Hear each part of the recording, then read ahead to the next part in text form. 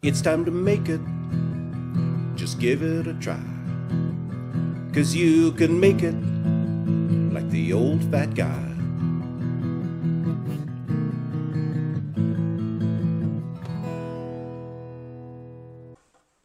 Welcome to today's show of You Can Make It with the old fat guy, David Farrell. Today I'm going to make something I really like, which is jerky. Jerky is a real guy food, but ladies like it too. Now, you've all had jerky made out of beef, and you've had spicy jerkies and whichever, but have you ever made jerky out of pork? Let me tell you that if you haven't, you want to give it a try because pork makes great jerky. And today I'm going to make something called Char jerky.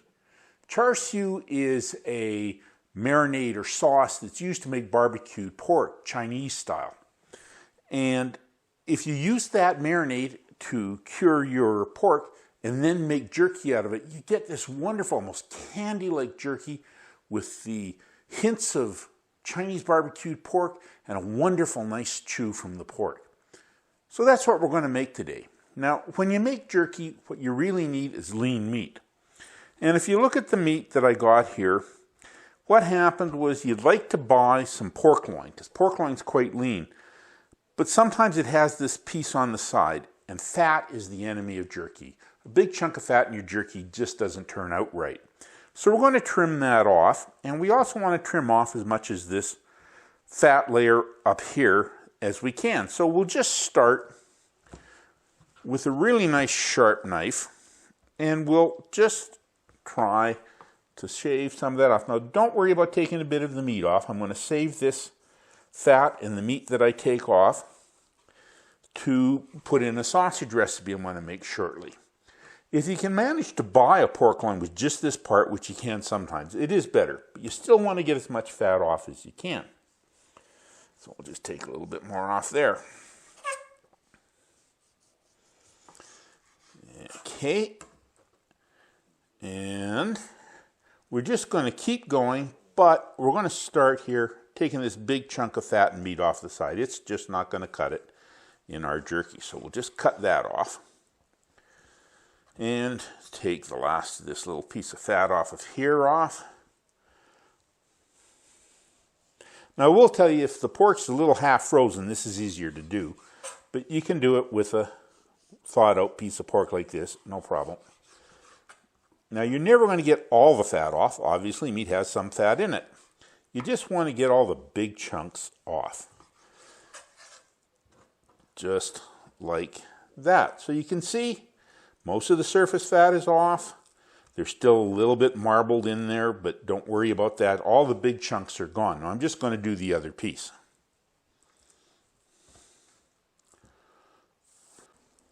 Okay, so both my hunks of pork have had the fat cut off, and we've got these pieces left over. Make sure you go to my blog at oldfatguy.ca, and you'll see a recipe for breakfast sausage, or several recipes for breakfast sausage. And this meat is perfect for it. So don't throw it out. Get it, add some more pork to it, and make some breakfast sausage. But while we're still working on making our jerky, now that we've got most of the fat off it, we have to slice it. Now, there's a debate amongst people who make jerky. Should you cut it across the grain or should you cut it with the grain? Well, it's a little bit more tender with a softer chew if you cut across the grain, and it's a little chewier if you cut with the grain. Both work out great. It's just a matter of personal taste. I suggest that you try both and go the way you like. But let's just start by, we'll do this piece. We'll start with it across the grain. Now, you want to cut it about 1/4 of an inch thick. Don't worry if you're a little thinner, but a little under 1/4 of an inch is good. And we're just going to cut it into 1/4 inch thick slices.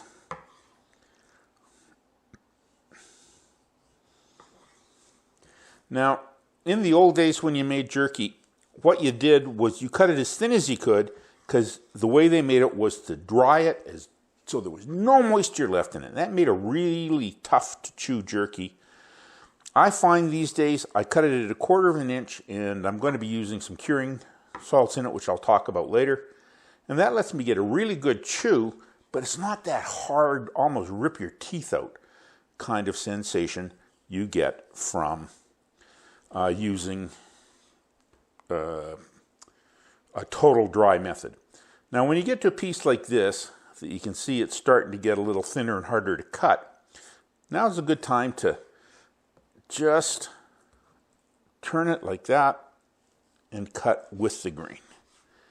And we'll get some slices that go with the grain. It's just easier to do.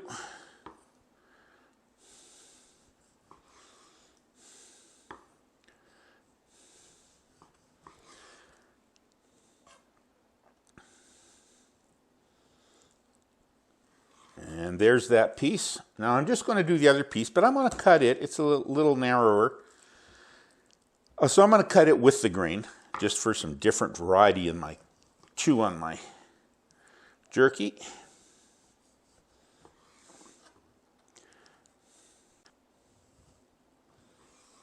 So now that it's all cut up, the next thing you want to look at is how big a piece do you want. These are pretty small, so they'll be fine. But these big, long, thick slices like this, or longer slices, I find they make too big a piece of jerky. Jerky is more of a snack kind of thing. So I'm just going to cut them in half to make a bit shorter pieces of jerky. Now these ones are sort of medium, and it's up to you. Do you want them that big? Do you want them smaller? I got to admit, I find them a little large for me. So that piece is a little smaller. That piece is a little smaller, but the middle pieces, they're getting a little big. So we're just going to give them a cut across too. If you like to leave them big so you have a big honking piece of jerky to eat, no problem. It's a matter of personal taste. So what we're going to do now is weigh the pork, because that's what's going to determine how much marinade we're going to make up for it. So I'm just going to bring my scale into the picture here and turn it on. And we're going to weigh how much the jerky is and then write that down. Okay, so we'll just put the pork on the plate. Now you want to make sure you weigh it after you trim it, because this other cuttings that I have over here aren't going to go in it. So we're just going to give it a weigh. And it comes out, what I have on the plate here is just under 1 kilogram. And that's going to work out just perfectly, because we can use a kilogram for the recipe that we have. Give me a moment and I'm going to clean up my workspace and I'm going to start making the marinade to put the pork in. Thank you. Now that I have my pork trimmed up, I'm going to make a marinade that we're going to soak the pork in to season it before we make our jerky. And this is a char siu marinade, and it's quite common in Chinese cooking to use most of these flavors. It's really easy to make the marinade. What we'll do is we'll start with putting 250 milliliters or a cup of soy sauce in a non-reactive container. Non-reactive means no iron, aluminum, anything like that. It's got to be stainless steel, glass, plastic, food grade plastic, ceramic, but no base metals. So we put 250 milliliters of soy sauce in there. Now, if you had, say, 1.5 kilograms of pork, you'd want to multiply all these ingredients by 1.5. If you had 3/4, you'd want to multiply all the ingredients by 3/4. You need the right amount of marinade for the meat. So I put the 250 milliliters or 1 cup of soy sauce in there. And what I have here is 60 milliliters of hoisin sauce. And I'm just going to get a spatula so I can scrape it out. Now, hoisin sauce is a sauce you can pick up in the Oriental section of your grocery store. It's quite common these days. It's used a lot in Chinese cooking. I have also put on top of it 5 milliliters of Chinese 5-spice, which is a seasoning blend that you also get in the Oriental section of your supermarket. Some places it's so common now, even have it in the spice section. So look there if you don't see it in the Oriental. So I'm going to put the 60 milliliters or a little over 1/4 cup of hoisin and 5 milliliters or 1 teaspoon of 5-spice powder into the bowl.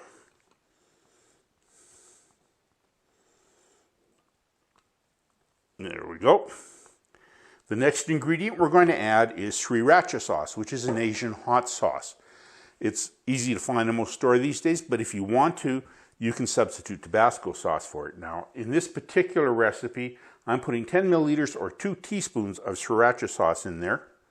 If you were going to use Tabasco sauce, you'd want to use more like 5 milliliters or 1 teaspoon. Tabasco is a little stronger than sriracha. So we'll put that in the bowl. And the next ingredient we're going to put in is very common in Chinese barbecue pork, is a lot of sweet. So we have a half a cup or 125 milliliters of brown sugar that I'm going to add to the bowl. Now, I like to use curing salts in my jerky. It gives it a pink color.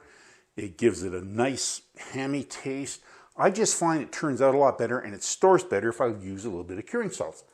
And what curing salts are something called prog powder number 1. It's also known as pink salt number 1 or Instacure number 1 or a whole bunch of different names. It's what's used to make ham pink and bacon pink and those kind of things.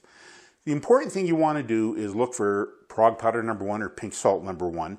And what you're looking for is something that has 6.25% sodium nitrate and 93.75% salt. If it has those proportions, you can use it. Now, the thing about using curing salts are they're bad for you if you use too much. So make sure you use the exact right amount called for in the recipe. To get the exact right amount, I usually go by weight. And for a kilogram of pork, I use 3.2 grams of prog powder number 1. If you're using half, use half that amount. If you don't have a little scale to weigh it, just use for a kilogram about 2.5 milliliters or 1/2 teaspoon of prog powder number 1. And we'll just add that into the bowl.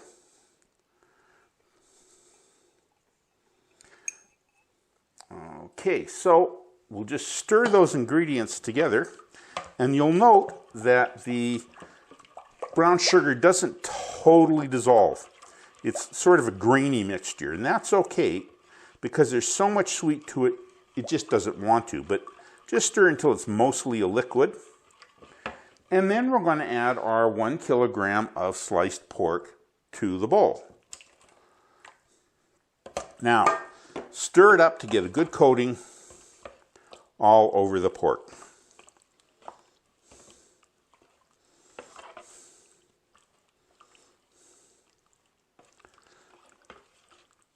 There, now that it's all well coated, what I'm going to do is cover this and put it in the fridge for between 24 and 48 hours. You want to give it a good length of time for the marinade to get into the pork before you make your jerky. During that period of time, I'll stir it around 2, 3, 4 times. Just every time I open the fridge, I'll give it a stir to make sure it gets a good coating on all of it. But that's all there is until we smoke it. So I'll see you in a couple of days.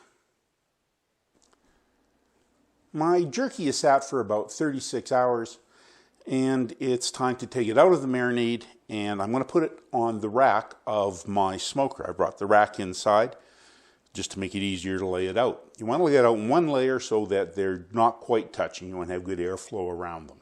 So I'll just start putting the jerky on the tray.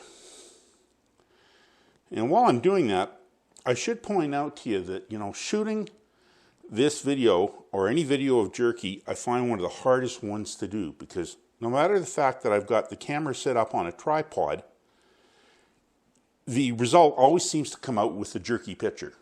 Don't hate me. Okay. I'll just keep spreading these out.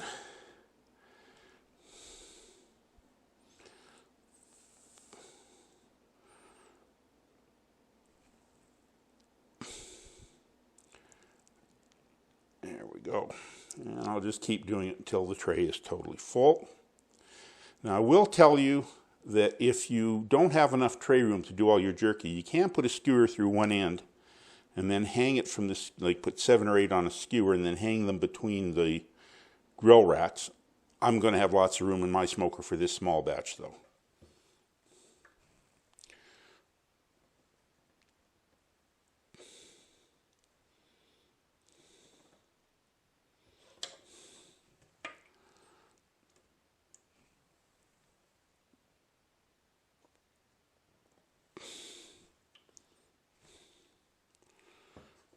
Now that I'm putting the last of the jerky on the rack, You want to get some of the liquid off of the surface of the jerky. It just smokes better if it's not too wet. I'm just going to wash my hands.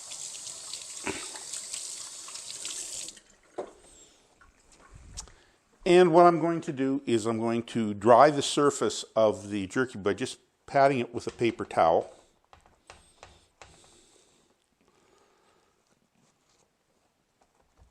Just get some of that moisture off.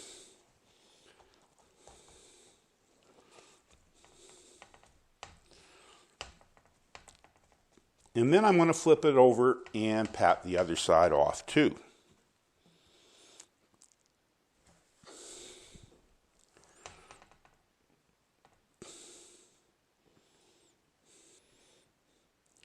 Okay, I've flipped them all over, and we'll just give the second side a pat down with some paper towel.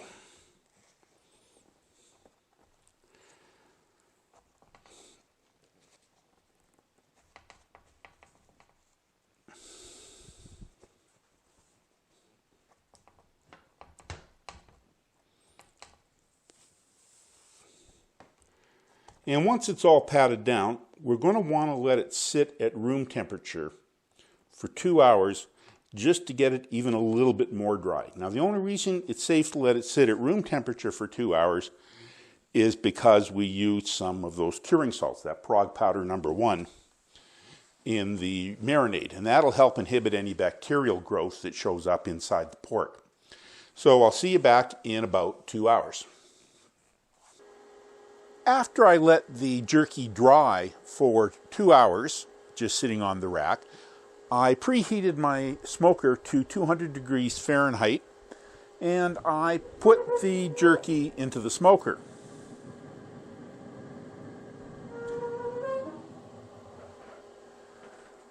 Now, what do you do if you don't have a smoker and you want to make jerky? You can make excellent jerky in your oven.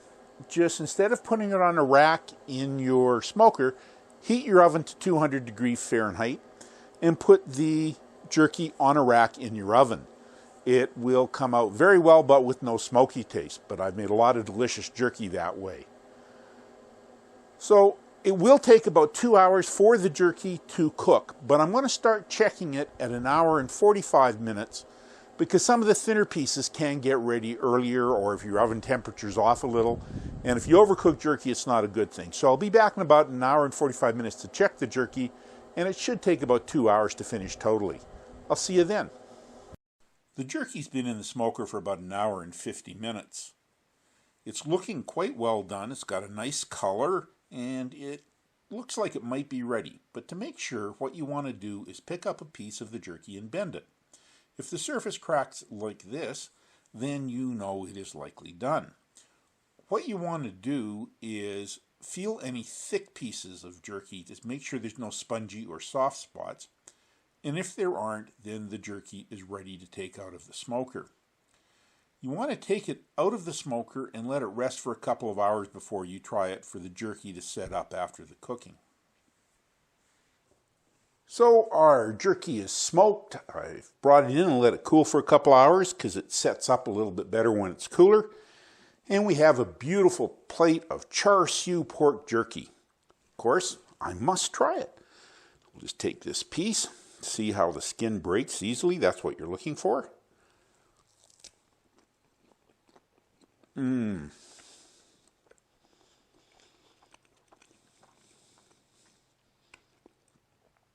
It has that sweet Chinese BBQ pork flavor.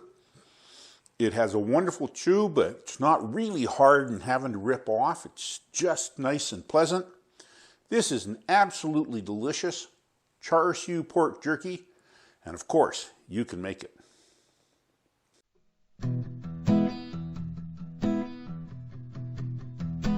I have a good woman. I ain't good looking, but I do some cooking. I'm the old fat guy. So use that oven if you want some lovin'. Be like the old fat guy.